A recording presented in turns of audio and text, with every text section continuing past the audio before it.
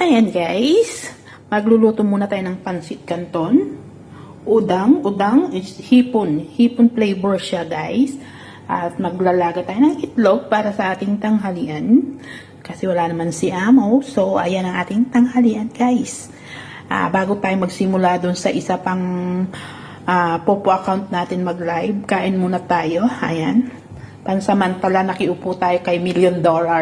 Ayan. Araw-araw may doon may quota na 1 million share. 1K. Ayan, tuwing uupo. So, ayan guys, luto tayo. Bigoreng. Guys, kain na tayo.